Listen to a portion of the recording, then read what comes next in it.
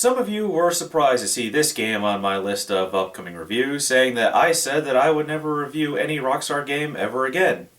Actually, I said probably never. In my Manhunt review, I had stated that I'm not a fan of Rockstar's games and I don't care for them. I saw a friend play GTA 3 when that came out on the PS2 and I really didn't care about it. Although those days I was gobbling JRPGs like water. I played Vice City and it could not hold my interest at all. I watched a friend play San Andreas and while I saw some cool things like people rioting and watching almost every car in the game swarming towards the main character, I wasn't interested. I played Midnight Club Los Angeles and thought that it sucked when compared to Need for Speed Carbon, which I believe to be one of the best street racing games ever made. I watched a friend play GTA 4 and I was more interested in playing with his dog than watching him play. However, I've seen some things in GTA 5 that have me interested in it, and I may get it later on down the road. Probably when a Game of the Year edition comes out, and we all know what I thought about Manhunt. But wait, the internet cried out, what about Red Dead Redemption? I have never been recommended a game so much more than this one that wasn't Sonic Colors. Red Dead Redemption started development in 2005 and was known as Red Dead Revolver 2 at the time and was going to be on the PS2 and Xbox.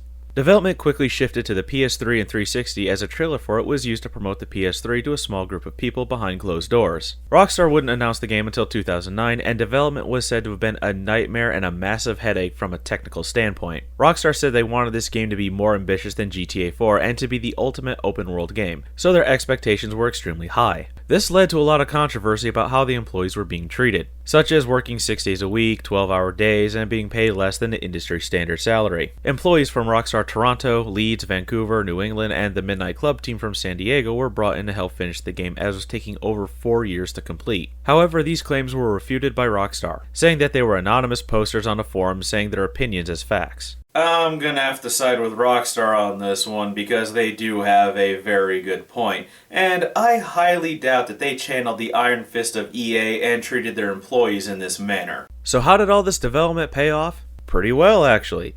I'll say it right now that I enjoyed this game. It's the first Rockstar game that I can say that I really like. The graphics are extremely impressive. There's times where things look nearly photorealistic, most notably the horses. I feel like I could reach out and touch them, if it wasn't for the terrible PS2 looking tails. John Marston, the character that you play as, his face looks like a real person sometimes. But I have noticed that there's a lot of texture popping, which annoys me because they should have already been loaded. Some models just pop in from the distance when a fade effect would probably look a little better. The animation in the cutscenes is done very well and very realistically. But when walking or running around in the game, it's that classic Rockstar, the character is sweaty with diarrhea dribbling down their pants while wearing steel underwear type of walking and running. Really? Who walks with their arms about a foot from their sides unless they've dropped a load in their pants? I really do enjoy the music. It's very classic of Western movies and it's pretty immersive. The voice acting is done phenomenally too. In fact, the whole game is pretty immersive, even from the start with the opening cinematic. It's very much like watching a movie.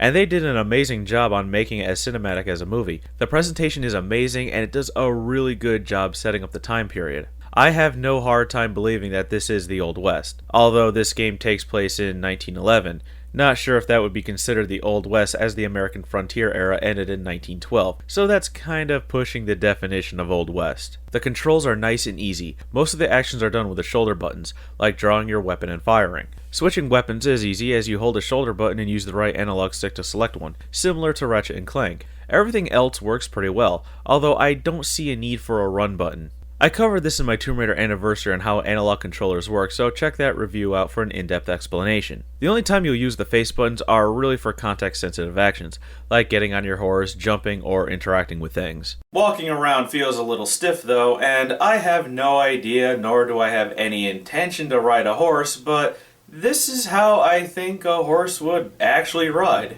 Gameplay-wise, it's a third-person sandbox action game, so you can pretty much do whatever you want within the game's limits. To progress through the game, you need to talk to people and do the tasks that they have you do. You get a clue as to what to do next as they'll tell you who to see or who to help to complete the main story goal. And whoever you have to see is on your map in the form of their first initial. With the way the game works, it reminds me of an MMO. You accept a quest, go do it, and then go do the next one. There's also side missions in the form of helping strangers. And doing all these things will increase your fame and honor, increasing your reputation around the area as you travel and help people. You're the stranger who rolls into town, changes everyone's lives for the better, and then leaves.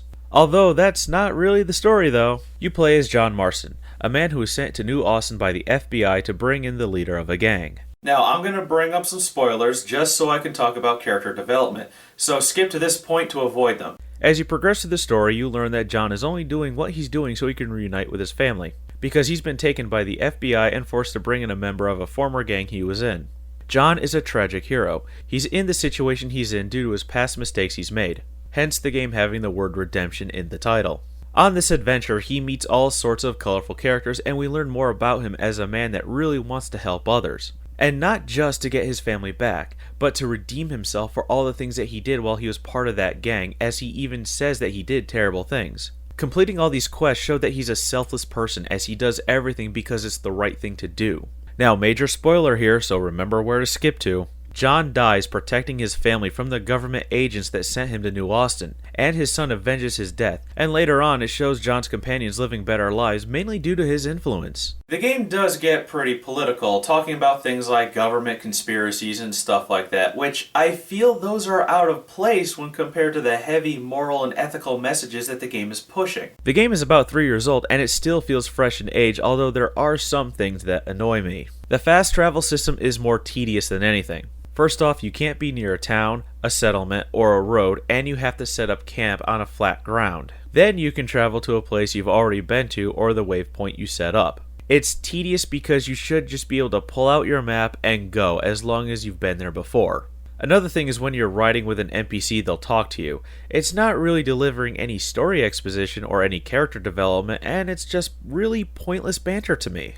I found the game to be incredibly easy on normal difficulty, as I only died maybe about 3 times, and those times were accidental because I wasn't paying attention. The Deadeye mode also makes the game just unfair, like Batman Arkham Asylum Detective mode unfair.